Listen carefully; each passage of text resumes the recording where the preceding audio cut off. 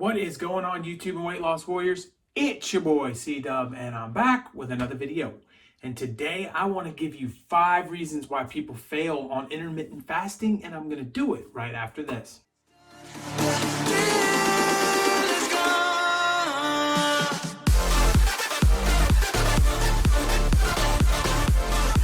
What is happening? If you're new to this channel, my name is C-Dub, and I lost 125 pounds eating just one meal a day, or the OMAD method of intermittent fasting. I'd like to welcome you to the channel. I started this channel to hook you up with tips, tricks, knowledge, and ideas that I've learned along the way in my journey to help you out on your journey. I hope that I can do that. And to my subscribers, my weight loss warriors, the people that come in and day out and help me grow this channel, I appreciate each and every one of you. Thank you for helping me reach new people and save people's lives. And if you do watch my channel and I show up in your recommended and you pop on my videos and you haven't hit that subscribe button and become a weight loss warrior, I'd appreciate it if you do so. It may not mean much to you, but to me, it helps YouTube know that I exist and put my videos out to more people, which means I can impact more lives. And so with all of that stuff out of the way, I want to bring you 5 reasons why people fail intermittent fasting and kind of a different approach to a different way of thinking with it, and give you some answers as to maybe one of the reasons or some of the things you could do to maybe avoid these situations. So the first one that I'm going to go over today, the number one is people dive in too fast, take on too much too often. So you're sitting around and you're thinking about intermittent fasting. It's something you've heard has had success. Maybe you have a friend or a relative that has had some great success on it. So you're like, dude, I want to do what they're doing. Maybe you even stumbled across one of C-Dub's videos and you're like, this guy eats 1 meal a day. That's what I'm going for. And you hop in and you go all in. Well, the problem with that is it makes things incredibly difficult. Your body is used to running itself on sugar, no matter really almost any eating style you're under. And when that sugar levels start to dissipate or go down, you're going to need to put something in you to make yourself feel better again because of that kind of addiction. And the insulin levels are going to be out of whack. And it's just this slippery slope that you don't want to be a part of. So ultimately, you need to start slowly. You need to start maybe even in a 12 hours of fasting, 12 hours of eating program.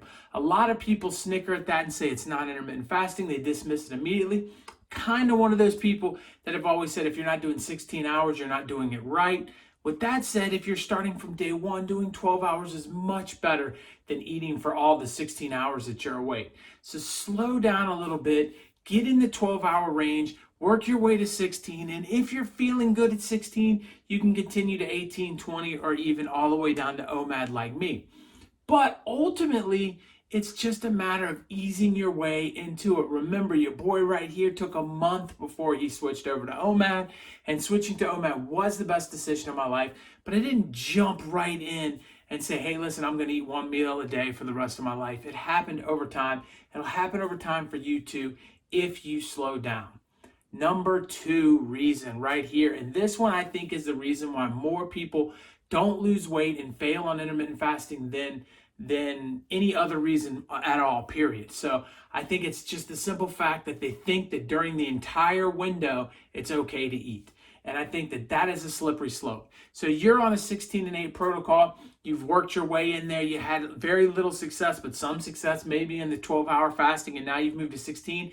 And maybe you see results in the beginning and your results slow down and you've stopped and you're like, what is going on? And it's because you're eating, let's say, at 10 to 6 is your window, but you're eating a meal at 10, you're eating again at 6, and you're eating in between. You're snacking throughout that whole day. You don't need to eat all 3 meals that we've been told you need to eat. It's not like you need to eat at 10 and then eat at 2 and then eat at 6. Or even worse than that, you don't need to eat at 10 and then 11 and then 1 and then 3 and then 5 and then 6. And eating anything is a bit of an issue because every time you eat, it's stacking itself with your insulin. So you eat some food and then you eat again, and as your insulin comes down a little bit, you eat again, and you're raising it all day long, and you're taking it to a point where it takes a longer time after you've finished eating to get your insulin levels back to baseline and get your body back into fat burning mode, which is the exact opposite of what you want to be able to do. So by snacking, you're really pushing yourself into a situation you don't want to be at.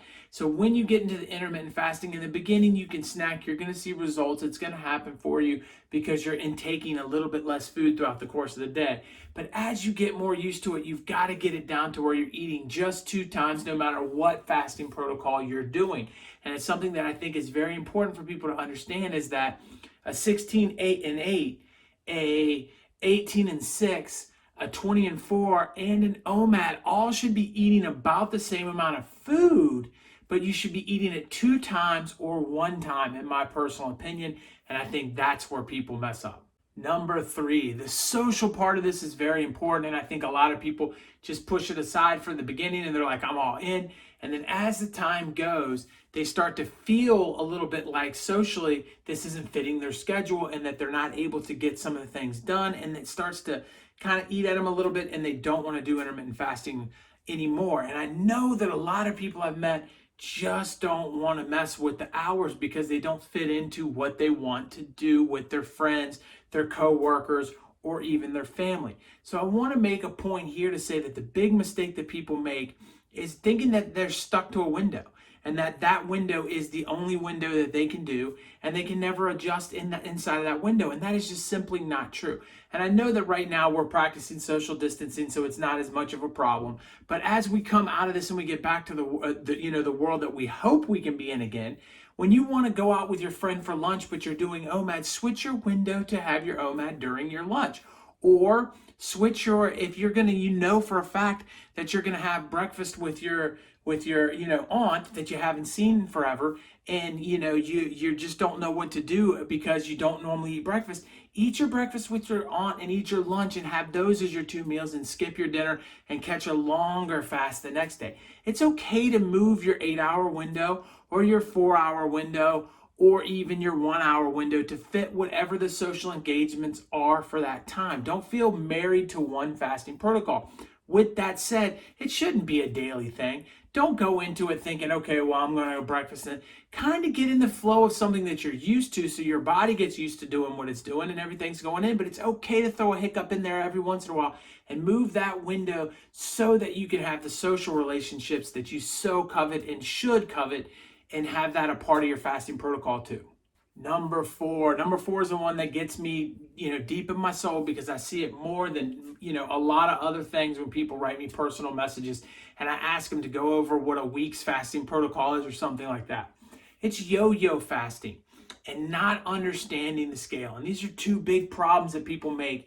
I put them in the same thing because I feel like they're kind of in the same family. But when you're going to be a yo-yo faster, somebody that basically goes without eating for long periods of time, they eat and they go good for a while in a normal fasting protocol, and then they're like, well, wait a second, today I'm going out with my friends or I'm going to see relatives and I'm just going to throw all protocols out the window, and they eat and then they get on the scale and they get depressed about it and they go on these long fasts to make up for it. Long-term fasting over and over again to make up for the fact that you've made an eating mistake isn't really a good idea. You want to be able to pick a fasting protocol or 2, or even combinations. You can sit down and make a schedule and say, Monday I'm going to do a 16 and 8 because Mondays are stressful and I want to be able to eat a 16 and 8. And Tuesdays I'm going to do a 20 and 4, and on Wednesday I'm going to go back to a 16 and 8 with Thursday and OMAD. And you can go through your times and use all the different fasting protocols and plan it out a week ahead of time. But don't go willy-nilly into it. Don't go into a week saying, I have no idea what I'm going to do, and I'm just going to kind of go with the flow, because what's going to end up happening is you're going to have more days of eating outside of your fasting protocol than you really want to have. On the other side of that, you're going to end up trying to make up with it with these long-term fasts of, oh, well, I'm going to go 72 hours. I'm going to go back, 72, and then I'm going to eat and go 72. And you just hop about, and you never can get your footing where you want it to go. And then you get this mentality, which is the mentality that I think breaks you and ends up knocking you out of it, is you think, well, I know I can fast it all off if I make a mistake. It doesn't matter if I fall off my eating protocol for an entire week, because I know I can fast my way back. And then you fall off the protocol for a week, you come back to the protocol, and all of a sudden, out of nowhere, you've gained a way more weight than you wanted to gain. And you're like, oh man, can I fast this off? And you start to have the doubts. Then the other side of that is not understanding the scale and understanding that weight fluctuates. And one day it may say one thing and one day it may say the next. And that you really didn't lose the weight you thought you lost just because the scales were low. You could have been dehydrated. You could have your body could be holding on to weight. There's all kinds of different things. That's why I advocate for a weekly weigh-in to go with that in this same category. And if you're weighing yourself in every day, you're going to be more stressful, which is going to push your weight back up. And sometimes you can also look at something and say, man, my body right now I'm not losing any weight, when you really are, and it's just holding on to water. And then you're going on a 48-hour fast and draining yourself when your body actually really needs you to fix your muscles and eat more protein or something like that. So I think not doing it willy-nilly and having a game plan, there's a much better way to do it. Don't yo-yo fast your way into it. Come up with an idea or a plan, even if it's multiple protocols. Come up with a weekly plan so that you're not catching yourself in that weird kind of situation. Number five may seem as though, when I say it to a lot of my hardcore intermittent fasters, my weight loss warriors, the people that are coming to this channel day in and day out, they may say, what? Nah, people know better, but they don't. You can't drink calories. And see, I have dealt with so many people in my personal life that have told me they're doing OMAD, or they're doing a 16 and 8, and they're doing this or they're doing that. And I see them drinking calories. And I'm like, well, are you in your window now? And they're like, yeah, I'm fasting now.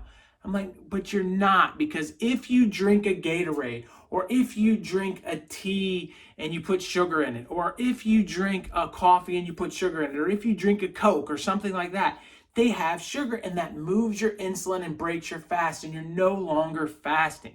So is it better maybe than just going the entire day, eating, the entire day? Well, yeah, of course, because you're going to ultimately intake less calories. And that's going to, that is going to affect you in a positive way, impacting less calories. But hormones are playing such a huge role in this. And if you're not taking that into consideration, you're mistaking here. And so you don't want to drink any calories. Now, I'm not going to say that it's wrong to dirty fast and have 0-calorie drinks and do those kind of things. That can be a whole nother video. If you want me to hit another dirty fasting video, drop me down a comment and say, hey, I want a dirty fasting video, because I can comment and I can bring you my true opinion of dirty fasting. Right now, that's not what I'm talking about. What I'm talking about is legitimate calories. You can't do it in your fasting window, because obviously you're not fasting. And that will be a failure in itself. And I know that some of you may skip over this part and say, all right, man, we already knew that. But I know I'm reaching out to somebody that's fasting right now, or thinks they are, that aren't. And I'm encouraging you right now to look at the label on your drinks that you're drinking during the day and make sure 100% that there's no calories. And that's going to make a huge impact in your weight loss and in your weight loss decision. So I hope that all of that is something that you understand. Now, all of that aside, I gave you 5 reasons. Let me know down below if any of them hit home for you. And let me know down below if there's some reasons that you feel I should have put in this video. Maybe it'll inspire me to make another video down the line. And that would be awesome. I'm going to throw up 50 benefits of OMAD right here, and my face is going to pop up right there. Like I said earlier in the video, man, if you're watching this video and you made it to the end, click on that subscribe button and help a brother out. Help me grow this channel. I would appreciate it so much. I will talk to each and every one of you on the next one. Peace.